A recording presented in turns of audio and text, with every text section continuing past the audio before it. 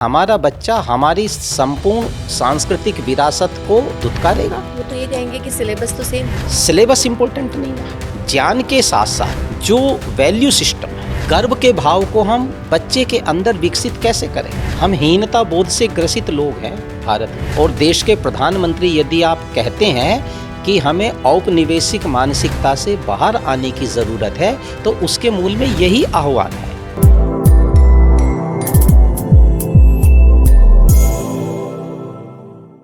नमस्ते, मैं श्वेता स्वागत करती हूँ आप सभी का ऋषि दृष्टि के इस खास सेगमेंट विविधा में। आज विविधा में हम जीवन के सबसे अहम पहलू शिक्षा के ऊपर बात करेंगे, क्योंकि शिक्षा की धारा किसी भी जीवन का निर्माण करती है।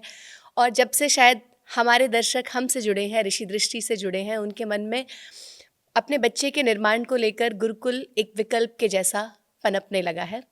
ऐसे में क्योंकि गुरुकुल का अनुशासन, सादगी और सर्वांगीण विकास उनको अपनी ओर आकर्षित तो करता है, लेकिन फिर भी उनके मन में अनेकों सवाल हैं। इन सवालों का जवाब देने के लिए आज हमारे साथ उपस्थित है वैदिक विद्वान, अनेकों गुरुकुलों का अनुभव संजोए प्रोफेसर डॉक्टर राजेंद्र विद्यालंकार सर।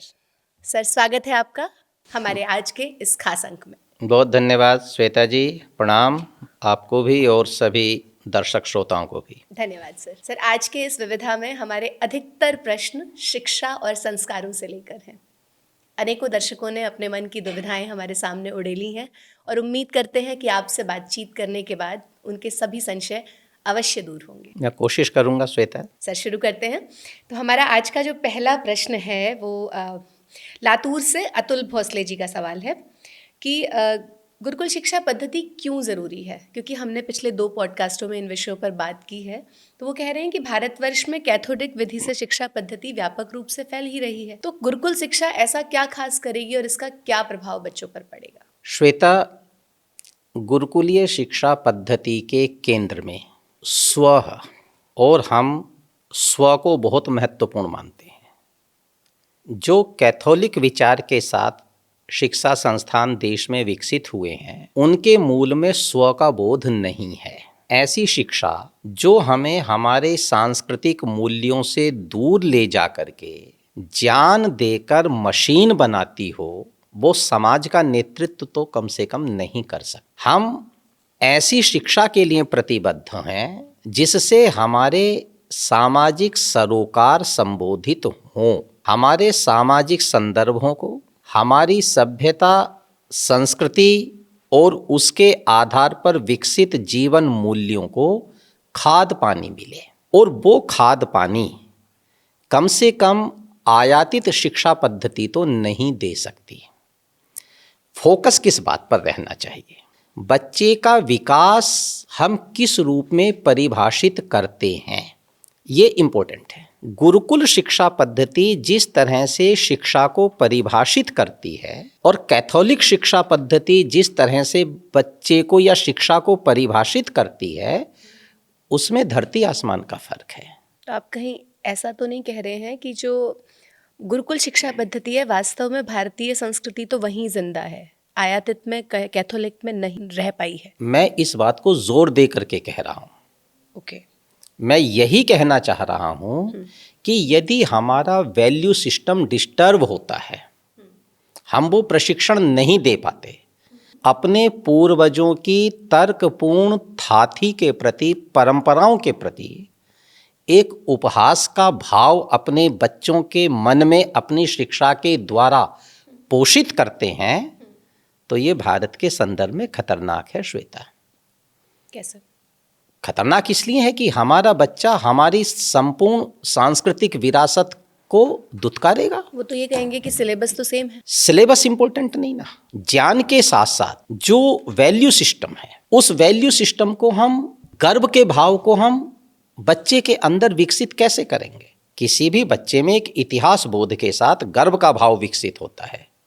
हमारे साथ दुर्घटना सबसे बड़ी क्या हुई है हमारे बालकों के साथ, कि स्वतंत्रता के बाद और ब्रिटिश काल में जितना प्रहार हमारी सांस्कृतिक विरासत पर हुआ है श्वेता, उसने हमारा दम निकाल दिया, हमें कितना हीनता का शिकार बना दिया।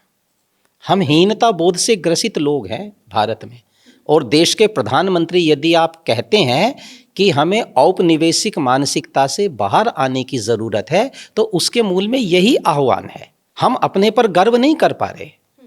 हमने पीछे बात की है एक स्थान पर कि हमारे पढ़े लिखे लोग अपने तमाम साहित्य के प्रति, ऋषियों की परंपरा के प्रति, वेद दर्शन उपनिषद ब्राह्मण आरण्यक स्मृति ग्रंथों के प्रति एक उपेक्षा का भाव रखते हैं। उनको ये एहसास ही नहीं होता कि वहाँ भी कुछ मूल्यवान है, कुछ वैल्यूएबल है, कुछ जीवन दृष्टि वहाँ भी मौजूद है। उनको लगता नहीं है श्वेता। और इसमें दोष किसका है?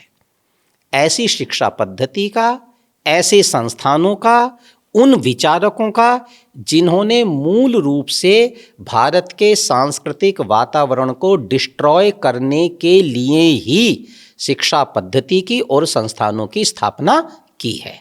और इसलिए गुरुकुल शिक्षा पद्धति बहुत महत्वपूर्ण है। हमारा बच्चा हमें माँ के तौर पर आइडेंटिफाई करे, पिता के तौर पर पहचाने, जो उनके प्रति करणीय कार्य हैं, हमारी जो उनके ऋण से ऊणी होने की संस्कृति है, धारा है, उनको पहचाने। हमारा दर्शन कितना गरिमापूर्ण दर्शन है, हमारा साहित्य कितना विशाल साहित्य है, उससे परिचय प्राप्त करे, तभी ना उसके मन में गौरव का भाव पैदा होगा। तो उस गौरवपूर्ण इतिहास बोध को जगाने का काम भी गुरुकुलीय शिक्षा पद्धति करती है। दूसरा, गुरुकुलीय शिक्षा पद्धति जैसा वातावरण उपलब्ध करवाती है, उसमें बच्चे का भौतिक विकास के साथ साथ आध्यात्मिक विकास भी होता है। क्योंकि हम जिस तरह की प्रैक्टिसेस अपने बच्चे को दे रहे हैं, हम योग दे रहे हैं, हम संध्या और हवन का कार्यक्रम दे रहे हैं, हम बच्चों को वैल्यूज के लिए लगातार प्रशिक्षित कर रहे हैं, तो वो जो बोध, वो भाव जो गुरुकुल की चार दीवारी के अंदर है, परिसर के अंदर है, कैथोलिक संस्थान वो कभी भी विकसित नहीं कर सकते। तो क्या मैं ऐसा समझूं कि आप ये कह रहे हैं कि कैथोलिक शिक्षा संस्थानों का ही परिणाम है ये जो आज हर दूसरे दिन हमें एक दुर्घटना दिख रही है? आप ऐसा मान सकती हैं, क्योंकि बच्चा अंततः उसी का ही परिणाम है जो हमने उसे सिखाया है, जो हमने उसे वातावरण दिया है। जिस तरह की उद्दंडता, जिस तरह की अराजकता, जिस तरह की मौज मस्ती का भाव हमारे युवा के मन में घर कर रहा है, और सांस्कृतिक मूल्यों के प्रति, संबंधों के प्रति जैसा उपेक्षापूर्ण व्यवहार उसका बनता जा रहा है, हम फैशन के तौर पर शिक्षा के नाम से उन चीज़ों को ग्रहण कर रहे हैं और हम अपने बच्चों को अवेयर नहीं कर पा रहे हैं। हम उन्हें स्वतंत्रता की व्याख्याएं नहीं सिखा पा रहे हैं, स्वाधीनता की व्याख्याएं नहीं सिखा पा रहे हैं, उसका दायरा नहीं समझा पा रहे हैं। तो ये उद्दंडताएं खड़ी हो रही, और वो प्रेशर सभी माता पिता के ऊपर है। हम सभ्य बनाने के नाम पर बच्चों को न जाने क्या क्या अनाप शनाप दे रहे हैं, स्वतंत्रता के नाम पे न जाने क्या क्या दे रहे हैं। स्वतंत्रता के नाम पर हम बच्चों को आत्महनन की प्रैक्टिस करवा रहे हैं, ट्रिक्स सिखा रहे हैं, आत्महनन का मार्ग दिखा रहे हैं, और इसका दुष्परिणाम कुछ आने लगा है, कुछ सामने आएगा। तो बेसिकली जिन परेशानियों को हम बच्चे के बड़े होने के बाद संभालने की कोशिश कर रहे हैं, जिनका समाधान ढूंढ रहे हैं, उनका समाधान हमें शिक्षा पद्धति में ही ढूंढना होगा। और वो गुरुकुल का संकल्प ही ये है श्वेता कि ये पूरा परिसर, मैं बार बार इस बात को कहूँगा, आचार्य का गर्भ है। और यहाँ जब तक बच्चा है तब तक वो वैसे ही सुरक्षित है जैसे कोई भी बालक माँ के गर्भ में सुरक्षित रहता है।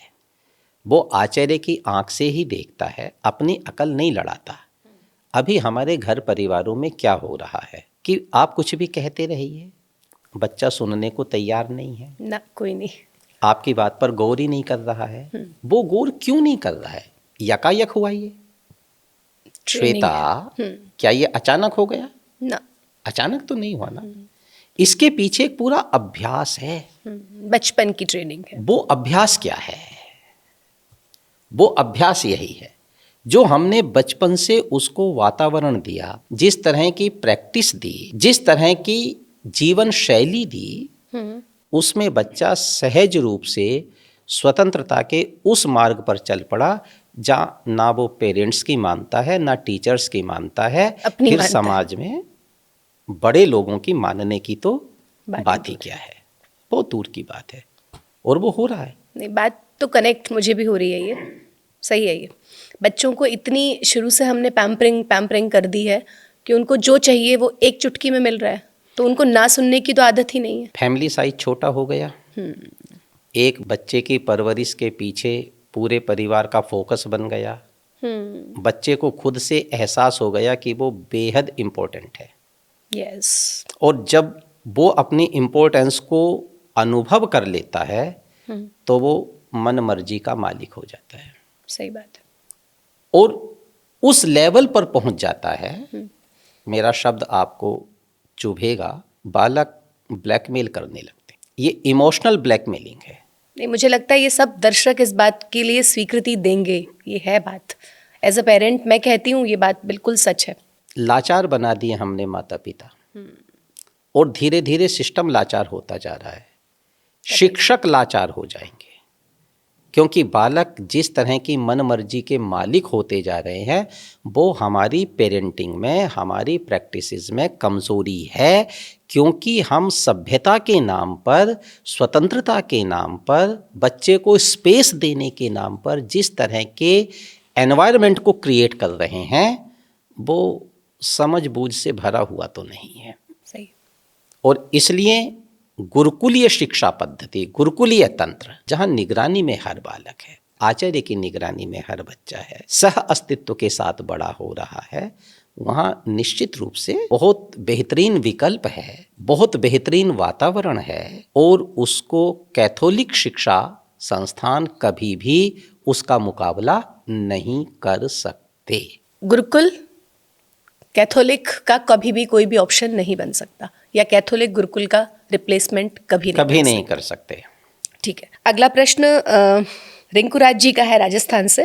वो कह रहे हैं कि क्योंकि हमने बात की थी कि उपनयन कराते हैं हम गुरुकुल में, और उपनयन जो है वो जिम्मेदारियों का एक एहसास है, तो वो पूछ रहे हैं कि उपनयन पहनाकर ही सारी जिम्मेदारियों का एहसास कैसे होता है, और यदि ऐसा ही है ये, या ये फिर जिम्मेदारियों के प्रतीक हैं सिर्फ, तो बाकी प्रतीकों को आप क्यों नहीं मानते? उपनयन के द्वारा हम बच्चे के मन में कुछ संकल्प नियोजित करते हैं, उसकी चेतना में, उसके मनोमस्तिष्क में कुछ चीजों को लगातार जिंदा रखना चाहते हैं प्राथमिकता के आधार पर। उपनयन दे करके प्रक्रिया खत्म नहीं हो जाती है। उपनयन तो एक व्रत है, और वो प्रारंभ पॉइंट है, स्टार्टिंग पॉइंट है। जब हम बच्चे का उपनयन माने यज्ञोपवीत, सभी दर्शक आपके समझें, उपनयन का अर्थ हुआ यज्ञोपवीत संस्कार, जनेऊ संस्कार। ठीक है। वो जनेऊ संस्कार कर देने भर से उपनयन का कार्य पूर्ण नहीं हो जाता। तो फिर उपनयन संस्कार के द्वारा जो लक्ष्य हम प्राप्त करना चाहते हैं वो संस्कार कर देने मात्र से पूरा नहीं होगा। उपनयन संस्कार जब कर्मकांड किया जा रहा है वह एक स्टार्टिंग पॉइंट है। वहाँ से दो आदमी लगातार क्रियाशील रहेंगे, कर्म निरत रहेंगे, चेष्टा युक्त रहेंगे, एक्टिव मोड पर रहेंगे। कौन कौन दो आदमी? करने वाला बच्चा और करवाने वाला आचार्य। ओके। ये दोनों समन्वित हो करके बच्चा कोशिश करेगा, आचार्य उसका मार्गदर्शन करेगा, और उपनयन के सहारे जो व्रत हमने दिया है अकाउंटेबल लाइफ का, उत्तरदायित्वपूर्ण जीवन का प्रशिक्षण बच्चे को देना है।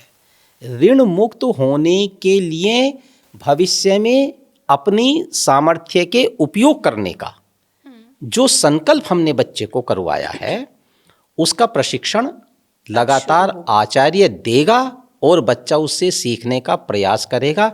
और ये प्रक्रिया 14, 15, 17, 18, 20, 22 वर्षों तक चलेगी जब तक शिक्षा का उपक्रम पूरा नहीं हो जाता। तो उपनयन संस्कार तो स्टार्टिंग पॉइंट है। उस दिन तो शुरू किया है।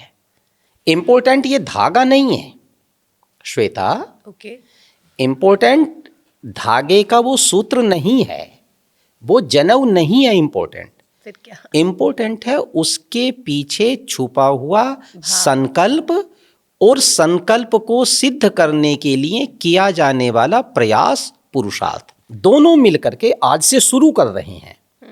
और जब तक बच्चे के जहन में बच्चे के दिलो दिमाग में, चेतना में ये बात गहरे ना उतर जाए, तब तक गुरु और शिष्य दोनों चेष्टा युक्त रहेंगे, दोनों प्रयासरत रहेंगे।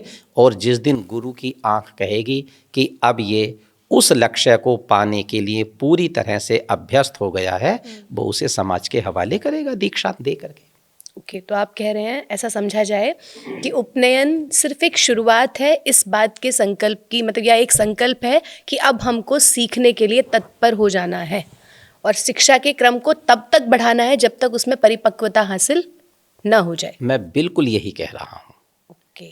इसलिए रिंकू राज जी से मैं ये कहूँगा कि वो महत्वपूर्ण इस 3 धागों को ना माने, इनके पीछे जो संकल्प जुड़ा है और उस संकल्प को प्राप्त करने के लिए जो परिश्रम किया जाना है, जब तक वो पूरा नहीं हो जाता तब तक इन धागों को धारण करने का कोई मीनिंग नहीं है। ओके, तो वो कह रहे हैं कि तो फिर बाकी प्रतीक क्यों नहीं, अगर वो भी इसी भाव के साथ है। मैं फिर निवेदन करूं श्वेता, ये प्रतीक नहीं है। प्रतीक को धारण करके हम छोड़ देते हैं। ओके। और देखो, यदि आप इसे उतारना भी चाहें तो इससे कोई अपराध नहीं है। कैसे? ओके। जब भारत में हमारा व्यक्ति चौथे आश्रम पर पहुंचता है, 4 आश्रम हैं जी। ब्रह्मचर्य आश्रम, गृहस्थ आश्रम, वानप्रस्थ आश्रम और संन्यास आश्रम। जब व्यक्ति 3 आश्रमों को पूरा करके चौथे आश्रम पर पहुंचता है तो उससे यज्ञोपवीत की अनिवार्यता उससे हटा दी जाती है। क्यों हटा दी जाती है? क्योंकि अब वह परिपक्व हो गया।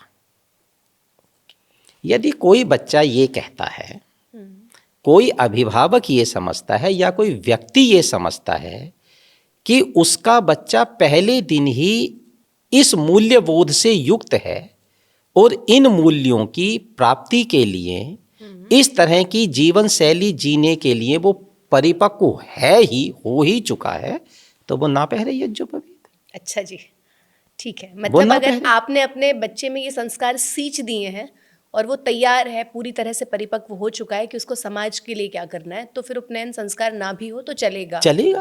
ओके। हाँ, उपनयन संस्कार धागा इंपॉर्टेंट नहीं है, संस्कार जरूरी है, सूत्र इंपॉर्टेंट नहीं है। हाँ। उसके पीछे छुपा हुआ जो उद्देश्य है वो उद्देश्य इंपॉर्टेंट है। धागा धारण कर लिया और उद्देश्य प्राप्त नहीं हुआ, वैसी भावना है नहीं, वैसा संकल्प जीवन में है नहीं, उस तरह की जीवन शैली नहीं है, उस तरह का आचरण नहीं है, तो ये धागा मीनिंगलेस है। ये व्यर्थ है, तो फिर ना भी कराएं, इसका कोई उपयोग नहीं। ठीक है। एक अगला प्रश्न है, इसी से जुड़ा है किसी दर्शक का, कि गुरुकुल विद्यार्थियों को उपनयन धारण कराने के बाद उसको सूर्य ग्रहण या चंद्र ग्रहण के बाद शुद्धिकरण करा के क्यों नहीं पहनाता है? ये भ्रम पर आधारित विचार है। ठीक है। उपनयन सूत्र, यज्ञोपवीत के धागे किससे बने हैं? सूत से, माने कपास। ठीक है। यदि कपास से बने धागे सूर्य ग्रहण और चंद्र ग्रहण से अपवित्र हो गए तो जितने वस्त्र सूर्य ग्रहण या चंद्र ग्रहण से पहले के हैं धरती पर, वो सब अपवित्र हो जाने चाहिए। जितने दुकान में बिना सिले कपड़े रखे हैं, थान रखे हैं, वूलन्स रखे हैं, सिले हुए घरों में सूट रखे हैं, मेरे कपड़े रखे हैं, आपकी सूट साड़ियाँ रखी हैं, उन सबको हमें बदल देना चाहिए। सही है, क्योंकि वो भी कपास से बने। वो भी कपास से बने। सही है। तो उस यज्ञोपवीत में क्या चीज़ घुस जाने वाली है सूर्य ग्रहण और चंद्र ग्रहण से? वो एक भौगोलिक घटनाएं हैं। उन भौगोलिक घटनाओं का जो प्रभाव होता है, विकिरण से रिलेटेड जो प्रभाव होते हैं वो सभी पर होते हैं, लेकिन हमारी भाग्य दशा पर वो कुछ अशुद्ध हो गए, उससे नुकसान हो जाने वाला है, विचार बदल देंगे, ये गलत है। ठीक। जो विकिरण से संबंधित सिद्धांत हैं, वैज्ञानिक पैरामीटर्स हैं, उनको माना जाना चाहिए। खाद्य पदार्थ खुले में नहीं रखें क्योंकि उसमें विकिरण आ सकता है। नंगी आंखों से ना देखें।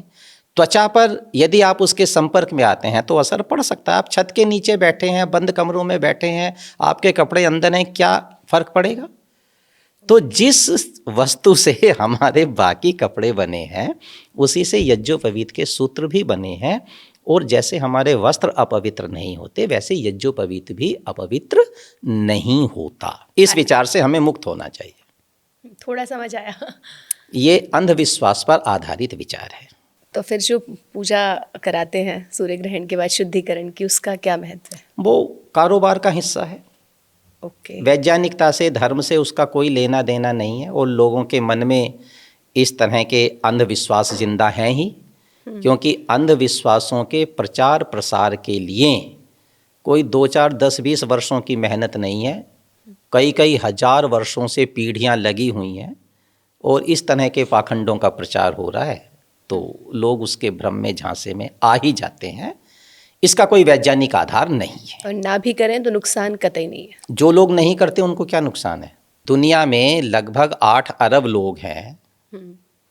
उनमें से मेरा अपना विचार ये है कि 1.25 अरब से लगभग मतलब 1-2 करोड़ लोग मुश्किल से इस गिरफ्त में आते हैं, बाकी लोग नहीं करते। सही। तो उन पर क्या प्रभाव है? उनको क्या नुकसान है? उनको कोई नुकसान नहीं है। तो ये भ्रम पर आधारित विचार है। अगला सवाल है सर, राजभूषण प्रभु हैं सिवान से।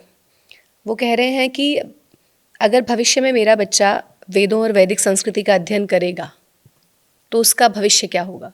वो आर्थिक समाज के अंदर उसका अस्तित्व रह भी जाएगा? यदि कोई भी बच्चा वेद वैदिक साहित्य का अध्ययन करता है तो उसके आर्थिक हित किसी भी तरह से प्रभावित नहीं होते। मतलब शायद वो ये पूछना चाह रहे हैं कि इतने करियर ऑप्शंस हैं क्या वेद पढ़ने के बाद? कम नहीं है। अब फिर बताएं ज़रूर। कैरियर ऑप्शंस बहुत सारे हैं। जो बच्चे संस्कृत पढ़ रहे हैं, संस्कृत में वो कुछ ज्ञान ही पढ़ेंगे। सही है। जरूरी क्या है कि संस्कृत में वो खाली कर्मकांड ही पढ़ेंगे? अगर संस्कृत में वो साइंस पढ़ना चाहें तो क्या मुश्किल है साइंस। संस्कृत में यदि वो सोशल साइंसेस पढ़ना चाहें तो क्या मुश्किल है? और यदि इस तरह का पाठ्यक्रम हम तैयार नहीं कर सके तो अब करें। संस्कृत एक भाषा है। ठीक है। और भाषा केवल हमारे लिए माध्यम होती है ज्ञान अर्जित करने का, ज्ञान को संप्रेषित करने का। भाषा माध्यम है। उस भाषा के माध्यम से यदि हम कोई ज्ञान, कोई टेक्नोलॉजी देने लग रहे हैं, अभी मेडिकल साइंस की पढ़ाई कई सारी भारतीय भाषाओं में होने लगी है, इंजीनियरिंग की पढ़ाई कई सारी भारतीय भाषाओं में होने लगी है। आप कल्पना करिए कल को यदि वो संस्कृत में भी होने लग जाए तो क्या H2O मिल करके यदि ये बात हम ये फॉर्मूला संस्कृत में पढ़ा दें और संस्कृत में पढ़ करके कोई व्यक्ति H2O को मिलाए तो उससे जल नहीं बनेगा? बनेगा तो जली। बनेगा तो ना। हाँ, पर मैं उसमें ये पूछूंगी कि जब हमारी मातृभाषा हिंदी है, अंग्रेजी अब हमको आने लगी है क्योंकि सब जगह बोल ही रही है, तो वही सिलेबस फिर संस्कृत में कोई क्यों ही पढ़ेगा? उसको डबल मेहनत करनी पड़ेगी। क्या कुछ संस्कृत में ऐसा कुछ खास भी छिपा है जो कि संस्कृत से एक बार वो समझनी, उसकी संस्कृत में समझ बन जाएगी तो क्या वो उसे कुछ वेदों से कुछ ऐसा विशेष निकालने में मदद मिलेगी? निश्चित रूप से मिलेगी। ओके, कैसे? भाषा का बोध कभी भी दुखदायी नहीं होता। ऐसे बहुत लोग हैं जो बहुभाषाविद हैं, अनेक भाषाओं के जानकार हैं। जितनी भाषाएं हम सीखेंगे उतना हम सशक्त होंगे, उतनी हमारी मांग बढ़ेगी, उतने हम एबल होंगे। यदि हम अंग्रेजी, हिंदी और अन्य भाषाओं के साथ साथ संस्कृत में भी प्रवीणता हासिल कर लें, विशेषज्ञता प्राप्त कर लें, तो इससे हमारी दक्षता बढ़ेगी ही। और संस्कृत के उन ग्रंथों का जिनका हम पूरा अनुवाद अभी नहीं कर पाए हैं, संस्कृत के ग्रंथों में, संस्कृत साहित्य में, वैदिक साहित्य में जो वैज्ञानिक दृष्टि है उसको यदि हम वैज्ञानिक दृष्टि से अध्ययन में लेकर के आएंगे तो निश्चित रूप से ज्ञान के नए मार्ग प्रशस्त होंगे, नए द्वार खुलेंगे और हो सकता है कि हम एक नई दुनिया में ही प्रवेश करें। तो मैं ये कहूँगा कि भाषा के आधार पर, भाषा के साथ कोई भी ज्ञान आता है, किसी भी माध्यम से आता है, वो बालक को मजबूत ही बनाता है, कमज़ोर नहीं बनाता है। तो ये राजभूषण जी के लिए उत्तर है कि उनका बच्चा अगर संस्कृत के माध्यम से पढ़ रहा होगा तो हो सकता है आने वाले टाइम में कभी वो किसी नई रिसर्च का जनक भी बन जाए, क्योंकि सारा ज्ञान जो आदि ज्ञान है, आप ही ने बताया था ये पहले कि वो वेद से शुरू हुआ है? वेद से शुरू स्रोत हुआ तो है। वेद है। हाँ, वेद से शुरू हुआ है और वेद से विकसित हुआ है। वहाँ उसके सूत्र मौजूद हैं। तो उन सब की व्याख्या, उस जीवन दर्शन की व्याख्या यदि वो कर सके, मानवीय मूल्यों की व्याख्या भी वो कर सके, जरूरी नहीं कि दुनिया का हर बच्चा आइंस्टीन ही बने। सही है। दुनिया को केवल आइंस्टीन की जरूरत नहीं है, दुनिया को ये सिखाने वाले लोगों की भी जरूरत है कि भाई शांति से रहा कैसे जाता है, सभ्यता से रहा कैसे जा सकता है, पड़ोसियों से बर्ताव कैसे किया जाता है, सड़क पर चला कैसे जाता है, दूसरों के लिए स्पेस कैसे बनाया जाता है, पशु पक्षियों की, जानवरों की सेवा कैसे की जाती है। इन चीजों का प्रशिक्षण भी तो बहुत जरूरी है। और यदि हर आदमी को आप वैज्ञानिक मस्तिष्क बना दें और ये प्रशिक्षण, ये अभ्यास, ये सामाजिक अभ्यास खत्म कर दें, तो ये दुनिया जानवरों जैसी होगी। इसमें रहने लायक वातावरण नहीं होगा। मशीन नहीं बनाना, व्यक्ति बनाना है, और उसके लिए वैल्यू एजुकेशन सबसे इंपॉर्टेंट है।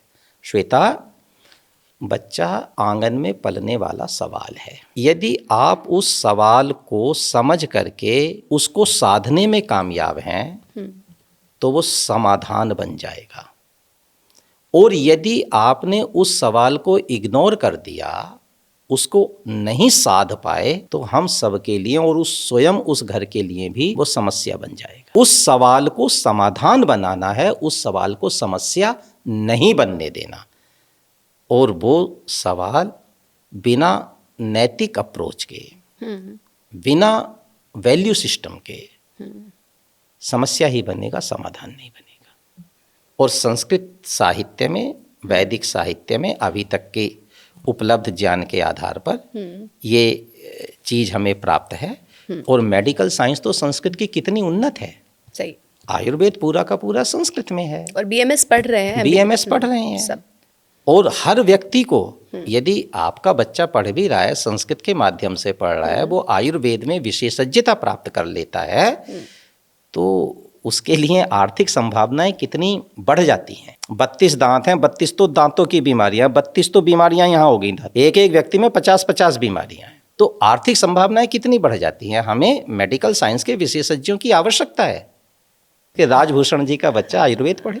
और जो वैल्यू सिस्टम की आप बात कर रहे हैं, संस्कृत में आप कहीं अधिक समाधान पाते हैं? लगभग समाधान पाते हैं, सबसे ज्यादा समाधान पाते हैं। और मैं कहूँगा दुनिया की जितनी तहजीब है, जितने बेहतर उपदेश है, कहीं से दुनिया में खोज कर लाइए और आप कहिए क्या ये संस्कृत में कहीं कही गई है, आपको वहाँ पर मिल जाएगी। आपको वहाँ पर मिल जाएगी। महाभारत के बारे में तो बड़ा प्रसिद्ध श्लोक है, धर्मे अर्थे च कामे च मोक्षे च भरतर्षभ यदि हास्ति तदन्यत्र यन्ने हास्ति न तत्क्वचित। पुरुषार्थ चतुष्टय के बारे में, जिसमें सारी दुनिया में जीने के सारे सरोकार आ जाते हैं। धर्म, अर्थ, काम और मोक्ष, इनके बाहर दुनिया का कोई विषय नहीं है। इनके विषय में जो भी कुछ अधिकतम ज्ञान हो सकता है, यदि वो कहीं है तो महाभारत में है, और यदि महाभारत में नहीं है तो वो दुनिया में कहीं भी नहीं है। ओके। और महाभारत संस्कृत में है? संस्कृत।